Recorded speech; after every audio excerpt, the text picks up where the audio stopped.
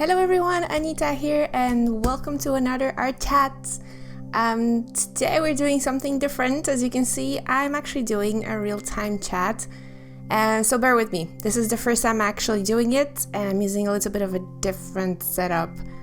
It's a little bit awkward, it feels really weird and I don't really see what I'm doing, so I have to constantly look at the camera screen.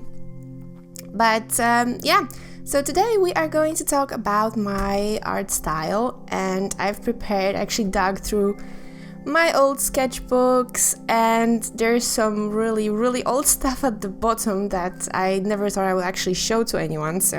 But first of all, I really would like to thank you for the amazing response from the last video. I was absolutely stunned because I didn't want to actually post that video. I thought, that nobody would like to listen to it, and I was editing it, and I was thinking a few times, oh man, maybe I should just drop this. It doesn't make much sense anyway.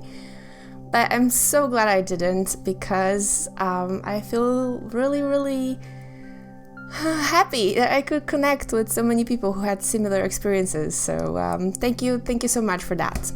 So let's start. Let's see, these are all actually put nicely in order, so I'm just gonna move them over here. And this is so embarrassing. These are actually, let me move them a bit. These are actually really old sketches. These are dated to 2005, so 11 years ago. And at that time, I'm just going to shift through them. As you can see, around that time, I was really influenced by manga and anime. And if you read manga and anime, yeah, very much the gray man, very much. And I was, as you can see also, at the time, I was pretty much only drawing females. I think there's like one male in the whole stack of these papers, so yeah, because clothes and pretty designs and hair. I like looking at these things. And I also did a lot of those sketches where I would design different items and interiors. And these were these were actually all just a support for the stories I was making up in my head. So if I had a story about, this is a luggage shop, so at that time I was reading Terry Pratchett books, and I would think about a store where all the luggages would be sold. If you don't know luggage, I'm not gonna spoil. Well, luggage is one of the characters in Terry Pratchett books, so that's what I would be sketching here and just thinking about designing. And I was really liking the isometric style, I suppose. I still love it a lot. It's one of my favorite game designing styles, I suppose that's how you call it. A lot of, I'm sorry, a guy. It doesn't look like a guy, but it's a guy. A lot of clothes designs, and I would be kind of drawing the characters that I had in the stories that I was making up. So I've recently got a comment about where do I get my inspiration from, since I'm not interested in drawing realism. And that's where it's coming from. I make up stories in my head, and they can be triggered by anything. Most of the time by things I see, of course, in real life. So for example, if we go to the forest for a walk, and I will see, for example, a stump, just a dead tree, immediately I'm thinking, what would be living in that tree, or that it would look like amazing, like some kind of forest kingdom was built around it. I'm picturing it all in my head, and if it sticks long enough for me to actually sketch it down when I get home, most of the time I'm changing it into a painting later on, or at least I'm sketching it out. If you can also notice, all of these are drawn on printer paper, at least majority. This is I think just regular sketchbook paper, like the very cheap kind that you would use at school.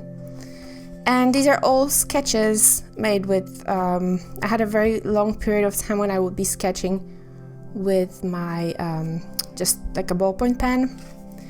Things like this one, when it's a bit more finished looking, the line art, you won't notice them much because I wasn't really interested in making big paintings. I think I have only a few of them during the period of, let's say, 2000, 2007.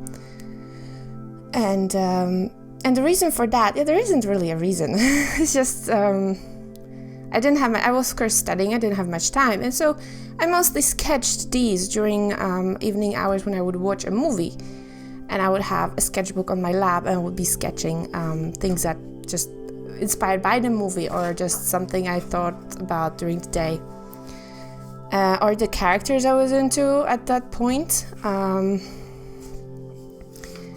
A lot of clothes. I was always very rebellious when it came to my clothes. I wanted to wear all kinds of crazy stuff, but I didn't dare to, so I would put these things on paper. And the only reason I actually have these is because when I don't have any inspiration and when I have an art block, I will actually come back to these and just try to get an idea from here. And style-wise, it didn't really change that much. It's upgraded, I suppose. My skill, of course, is growing because I'm practicing. The one thing that changes the eyes, the proportions, I try to get away from the stereotypical manga proportions, the manga anime style. That I was so influenced in, like at the beginning. Some attempt at drawing my cat, which I got really bored, and as you can see, it's rubbish. So that's that. And just some character illustrations from stories I was making up. And this one is actually 2006. I actually have a date. I never wrote dates down, and now I'm thinking that I was so stupid. I should have. It's very interesting to look back and see how they changed the pictures. Because here, for example, when I go back, let me pull something. The style. This is an earlier picture. This one, and this one is a later picture. The topic is very similar, so we have like this kind of a witch girl, but as you can see, the proportions are different. I'm going slowly towards a rounder face. I really like a round thing, so the body proportion is still not good, but what I mean is the shape is rounder. This one is much thinner with a bigger face, and the face is pointier from what I see. Messy as usual. That's one of the biggest problems I have. I sketch very messily, and when I have to show it to someone, oh, this is a nightmare because I see everything in that sketch, but somebody else will not see the same thing. So I really liked this picture at the time, and I still like it a lot. It was one of those pictures that I didn't overthink. I drew this in maybe half an hour. It was just a really fast thing, and that was one of the things I still fight with, that when I actually overthink what I'm drawing, it comes out awful, really awful. Whenever I'm stuck at drawing a picture, I will actually completely turn the page and I will start with basic shapes. So instead of going into detail immediately like I would normally do, I will draw a circle and a little stick figure in the shape that I want and work from there, which is actually the way you're supposed to be working, but I never do. But it's a very good tip for when you're stuck on something, and I offer an M often. Oh, English is hard. And that's another, the same style, the same kind of eyes. Back then, and even now when I draw for fun, I have those phases when I would draw one thing pretty much all the time. So the girls were almost always turned into the 3/4, or is it called like that? The 3/4 side, which is kind of like sideways. And because that way I saw a little bit of how the clothes looked, and it was like from the side as well as from the front, and that was fun for me to draw. So more sketches. They're all the same. They're pretty much all the same. Also because I, of course, had just a few different ideas for stories, and I didn't really draw anything. I had a story, and I was illustrating that story. That was one of the biggest things for me when I decided that I would be an illustrator. And when I was deciding what kind of illustrator I want to be, or actually what kind of artist I want to be, because I didn't really see myself as an illustrator back then. And that was one of the biggest reasons I've chosen illustration and children illustration, was because since day one, as long as I can remember, I would just illustrate my own stories. I would make up stories and then illustrate them, and that was something I was passionate about, and so I thought it was a good idea to do that. And before we actually get to my sketchbooks, I wanted to show you this couple of pictures, and this is actually a sketch from 2008 that I made, and as you can see, the same notebook paper. And this is a 2014 piece that I actually drew based on this, obviously. And I had a really big art block at that time. So what I did was I actually went through the sketches, my old sketches, and chose the picture that was resonating with me. And I drew my own version of it. So it's really, really cool how you can see how it changed, but it didn't at the same time. I don't believe that my style actually changed that much. Rather than changing, I actually picked the pieces that I liked from my previous styles, and I kind of upgraded them, enhanced them. And it's really cool to look at those kind of comparisons. So the first sketchbook we're going to go through briefly, there's nothing really that much interesting in it, is my sketchbook from 2011. I was already living in Holland at that time, and if you listen to my previous art rumble, you'll know that I was very creative at that time, experimenting with different mediums, just for fun, just as a hobby. And we would often meet in a group of friends in the evenings, just to hang out, and that kind of meetings really bore me. I'm not the kind of person who just sits and chats and does nothing. And so on the nights when we wouldn't play games, I would take my sketchbook with me, and the majority of these sketches are actually from that time. I hope my light will not do much of a problem. In 2011, I came to this point where I wasn't happy with just putting whatever on paper. I wanted it to be a bit more advanced, I guess sophisticated. I wanted it to have an idea. So I wasn't really interested in just making a female like I did before. Let's get this one as an example. This is actually not a really good example, but you get my point. So I wasn't really interested in only doing like a female pose without really any story behind it, just for the sake of drawing clothes and hair. And I remember when I was drawing this one, I was thinking that this is boring. This is pretty but boring. And so what happened was that, how am I going to do this? My microphone is just like down here, so I can't really move it. So what happened was I would ask people, my friends, for inspiration, and they would give me words. So and then I would draw a picture based on those words.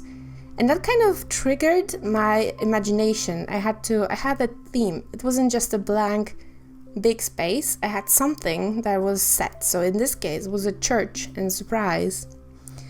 And so what I drew was this big glass dome with a church, which was given as a present to some kind of birthday girl. So you had this little girl, and you had those cakes behind, and I was drawing it really fast. This was not something that took hours to draw. This was just a quick sketch. And I would draw a few of them in one evening. So I would start drawing those little figures with very simplified faces, with just dots instead of eyes. Just, of course, the clothes had to be cute, because I wouldn't be myself if it was different. But I wasn't paying that much attention to how anatomy was involved, and I would just paint whatever was in my mind, with my head at that moment, without really paying attention to anything else. And that was so much fun. I was just drawing for fun, so I love that. So we have this one, which is a guilt in the chair, and there's this broken cookie jar.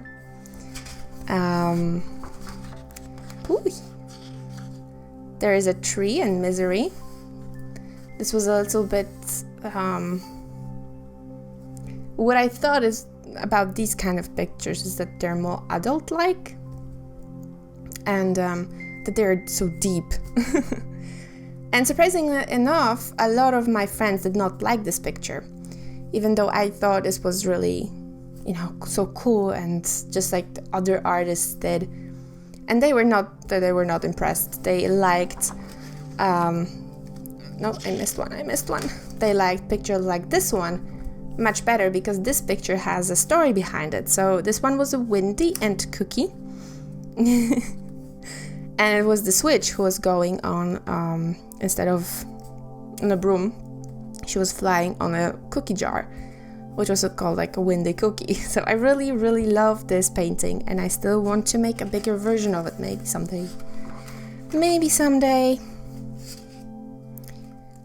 Once again, I loved drawing just plain faces. Just this. See, there's nothing interesting about this picture. It's just a face. Nothing really. The expression is not really remarkable. It's all about the accessories and the hair, and it's just something that I draw to relax, just for fun, just to unwind, because the other pictures make me think. It's still fun, don't get me wrong, but this kind of pictures when I don't have to think about everything, I'm just drawing whatever, these are very relaxing. So once again, nobody was impressed. This one, on the other hand, I remember getting comments like, how did you even come up with this idea? And this one was a garlic machine. So I made a garlic underwater submarine, and all kinds of those creatures. Once again, just a quick sketch, nothing very sophisticated about it. This picture did not make me happy. I remember this was Easter 2011, we were at the sea, and my boyfriend and his father were just sleeping, and I was just bored, so I was sketching.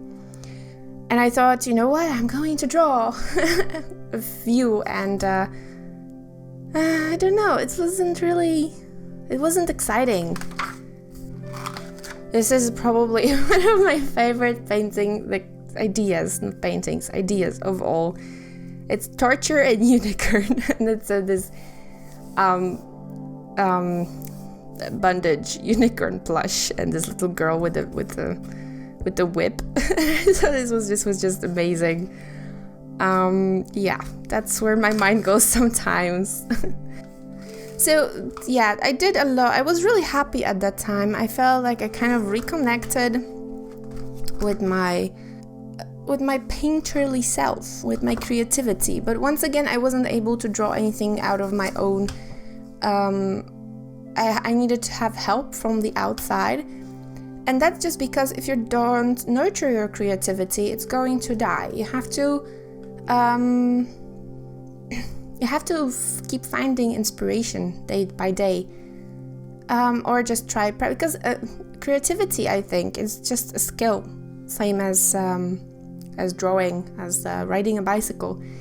And you have to keep practicing it. Maybe not riding a bicycle, but you have to keep practicing it to actually be good at it. So at first I had big problems, but eventually I got over it. These are yes, English. So this is my next sketchbook, and I actually paint in those dummy books a lot. They have a surprisingly good quality of paper. And once again, small sketches. This one, it was actually mutilated by me because I really liked this paper. And when I was doing some scrapbooking, I would use this paper as a base for drawing and stamping because it's such a nice vintage texture. But I don't have really that much. I was really loose with sketching. That was one of those moments when I was interested in different things. I was really into experimenting. This was already 2014, beginning of 2014, still before the 52 weeks challenge. And I was still struggling with getting ideas. And that's when I realized I would probably need some help, and that's how I came on to the idea of joining a challenge, because there were, I'll put this away, because there were pre-made, themes, so I wouldn't have to worry. As you can see, still kind of struggling with the style I want to go for. I'm beginning to do just basic figurines, basic figures with just dot eyes, but this took forever. I don't have any patience for the dots, but it was really nice to draw something from imagination. So that's another thing that I do a lot when I have an art block. I just fall back onto things I'm familiar with, so my own stories. And the next sketchbook is actually I actually have a small one. This is an A5 sketchbook. And this was bought especially for a 52 weeks challenge and other challenge. I have a doodle a day of May 2014. This was also, I got this as a set with a water brush. So I was trying out water brush here. And that's because in 2014, while working, I had a very long lunch break. And so I would paint during that lunch break. And instead of wasting time, I would actually fill it in with some sketches and paintings, and because in the evening I would come home really, really tired. So this is where I actually started to draw for the illustration challenge. And a lot of these paintings, all of these ideas, I still go through a lot while getting inspired. This sketchbook was actually lost for a while because while doing the swimming week for 2016, I remembered this scene, this particular scene. As you can see here, I have a style research. So around this time in 2014, and this was about, I don't know, I think it was about the summer of 2014, I actually started actively thinking about my style. And so I would actually the way I was thinking about style is every artist of course has a different way of doing this. For me personally, it was the most comfortable way possible. That was my style. So I wanted to paint in a way that was the most fun, because I believed that the paintings would have a better quality if I had fun painting them. So they would actually express the fun instead of just being a miserable, just playing with the lines and stuff. And so I would be kind of trying out different things. Like there's this little girl here, the eyes, just the basic head shape. I would stop drawing hands altogether at that time, just because it didn't bother me, so I figured, okay, why not? And I stopped worrying about anatomy that much, at least. Basically, anything that pleased me personally was fine. Here's a different style of eyes. I didn't want to even though it was really easy to draw this kind of eyes, maybe to talk about it a little bit more, I really wanted to step away from the manga anime style because it was kind of frowned upon, I suppose. English. It was, I felt at least that it was frowned upon because I've heard from so many different people before that I should start doing that I should paint more realistically, and that manga and anime would just, bleh. So that was my idea, and I wanted to kind of step away from that. So I figured, okay, if I just draw the most basic shape possible, that will be enough, will be as far away from that as possible. But that did not make me happy because for me, personally, I love drawing eyes. And so completely eliminating that style of drawing eyes was miserable because that was fun for me. So as you can see here, I'm compromising a little bit by making the middle part of the iris bigger and colorful. So it was just not just a black dot, but it would be a colored dot. But that was another thing that I've done while kind of developing my style.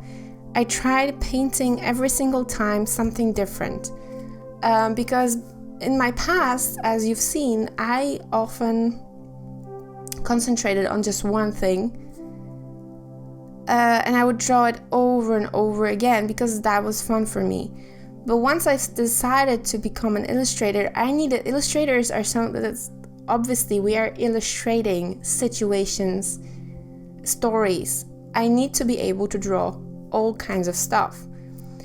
And so every painting I've done, and this is also something good with the challenge because the challenge pushed me to drawing different things, is that I had to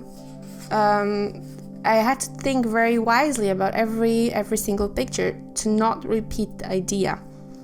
So I didn't just settle in my comfort zone. I would just push myself. And it didn't have to be something miserable. Like here, this was the Mother Nature, the spirit of the forest. I don't even remember what the theme was for this week. But this is a painting that I have a print of in my store. And it was drawn on wood. Another thing I wanted to try. And the idea behind it, I really wanted to draw this girl with horns. And so I've never done this before and I really wanted to. So I drew it and I was thinking, what else can I draw to make it as a practice, to expand my horizons, my skills? So I have still before, nowadays not so much, but I really had a problem with drawing foliage and greenery and all that, foresty stuff. So I wanted to add a lot of different plants around this character. And so I would actually research for the final sketch. I would research different plants to see what would fit within this idea. So I often sketch in this size here.